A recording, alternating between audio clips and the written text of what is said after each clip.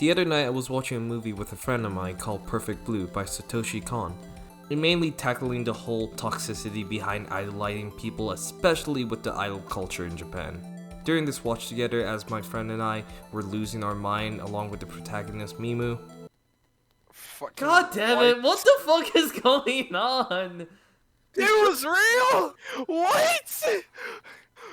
What is life? I couldn't help but notice how each of these characters perceive Mimu and go to insane length to keep their perspective of her alive.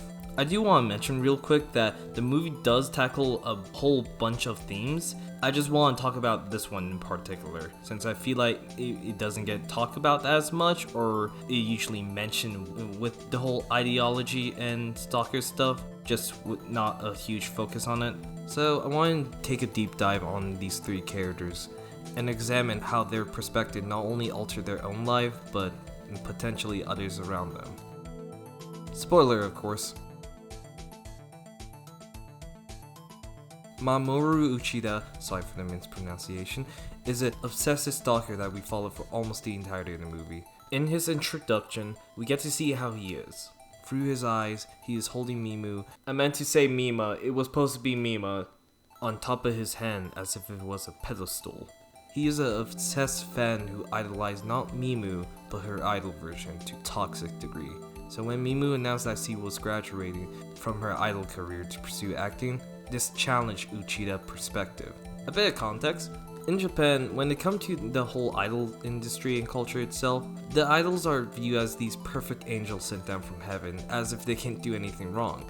Which is why whenever you see an idol girl get a boyfriend or do some adult activity like drinking, it always causes some kind of controversy, and is still relevant to this day, even with VTuber. Albeit, they do have more freedom and liberty to do things like this. Chris Noiros. My friend plays the recorder better. Hey, fuck your friend! Also, please don't harass VTuber and idols, please. In Uchida's case, he simply couldn't accept this new version of Mimu, and because of this exception, he went through multiple lengths to try and stop her acting career, such as creating a website to mimic Mimu, to sending a pipe bomb in her mail. Okay, well in reality it was a small bomb disguised as a fan envelope, but it gets worse from there. And all of this action was before the no-no scene. For Mimu to launch her acting career, she needed to record a no-no scene in order to get her name out there. Of course, her managers were divided on the topic, with her female manager, Rumi, disagreeing with the idea. Mima, as you can tell, obviously didn't want to do this scene, but in the end she decided to go with it just so that way she can get her name out there. You can take a guess how that went. Fast forward to after the scene, we see her manager Rumi taking a break off for a few days after that mental breakdown, among other things, and we see our protagonist Mima also having a mental breakdown in her room. As for the stalker, this worsened. With each and every single time that Mimu progressed in her acting career, whether that be doing more no-no scene or just general acting, it challenged the stalker viewpoint. However, for whatever reason, whether not being able to let go of the past, the stalker perspective never changed. And when the stalker went to go check out the old idol group performing without Mima ever since he graduated, he still see that version of Mimu on stage performing with them, front and center. This would all accumulate into this one scene where you have all the poster of Mima talking to the stalker, convincing him to kill the actual Mima, and that whoever this new quote-unquote Mima is, she is a fake, tainting the reputation and name of the idol version of Mima. Uchida is the type of person that no matter how hard the person is changing, they can't unsee the person for who they really are, and instead see them as who they want to see them as. He also died at the end, so... Looking at the manager for Mimu, Rumi Hidaka is actually quite similar to Mimu herself. You see, before Rumi was a manager, her previous career was a pop idol. However, it wasn't successful, so she later became a manager for pop idols. Hence why she would see herself in Rumi. Fuck, I meant Mima! So it would make sense why Rumi would see herself in Mima. Then, the no-no scene happened. You see, Mima, or rather for simplicity's sake, Me No, is committing murder. There are only 2 entire murders in the whole movie, and they both happen after Mima do some adult work for her acting career. The motives behind these murders are because due to these adult and no-no scenes, they're tarnishing her reputation as an idol, not as an actress. Keep that in mind. I'll go into more detail about this in the next section, as I feel like this can be better explained with the context there, so I'm just going to put a pin in this for now and we'll come back to it later. Once we get to the final act of the movie, we see that Mima come face to face with Mino, which turned out to be Rumi. You see, in the movie, we learn that Mima, aka Mino, aka Rumi, is suffering from dissociation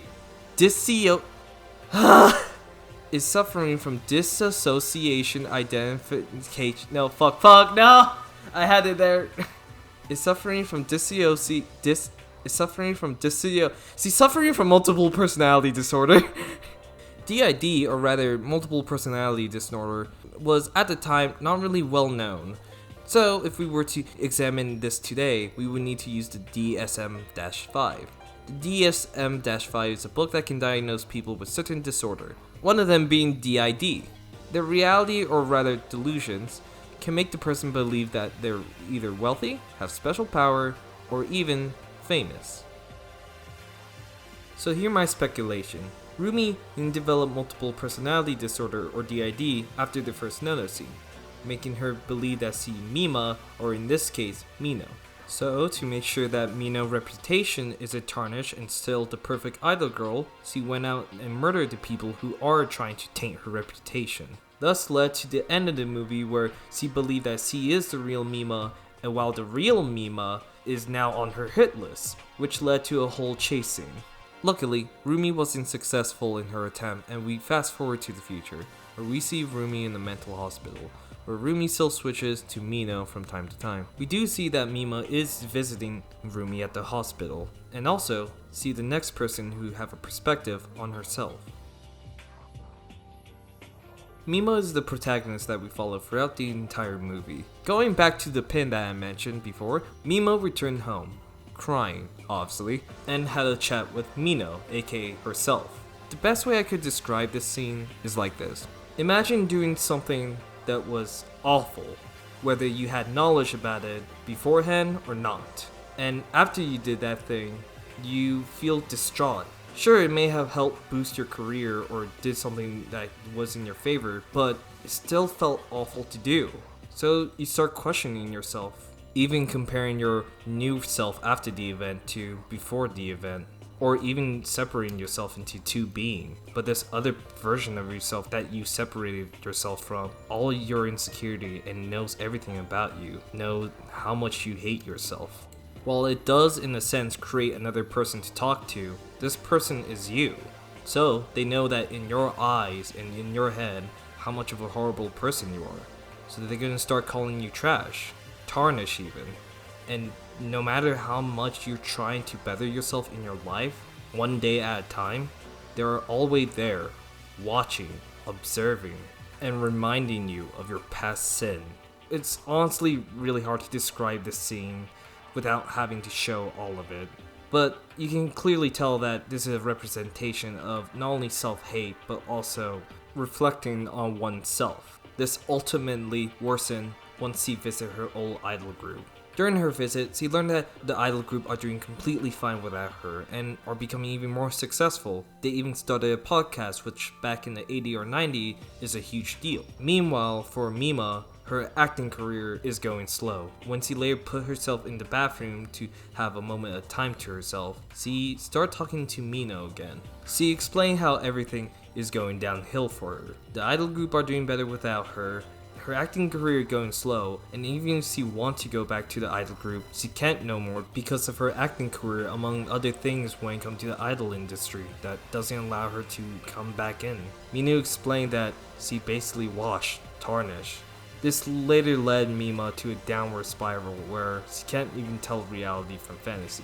At least that's how I got from the movie, because Jesus Christ, the last few parts go insane. But she basically lost herself. She doesn't really know who she is, which is why we have scenes where she thinks she's the murderer, or that she should follow the person behind the website because he thinks that is actually Mima, not her. Fast forward through basically every single thing I talk about in this movie, we now see a popular actress based off of what we hear from the eavesdropping of the nurses at the mental hospital. One seat in the car, she asks Mima, aka herself, a question. 私は本物だよ。 Perspective can be dangerous. They all vary from person to person. These outlook on people can lead to toxic behavior, an illusion of something grander to oneself or another, and even looking down on yourself to extreme levels. But some of these perspectives can change, and in Mimu's case, it is better to work on yourself than to change other people's perspective. Because if you can't change their point of view, why not yours? Hey guys, thank you for watching the video, and first I want to give a quick shout and a quick thank you to a friend of mine, A64, for basically helping me write the script and also for me yapping at him about Perfect Blue. I also want to thank another friend, Dead Small Beans. Hello. One more thing I do want to note is that the semester for my college just started, so if you thought my upload schedule was bad, it's about to become a skeleton. Thank you guys for watching, and have a great day.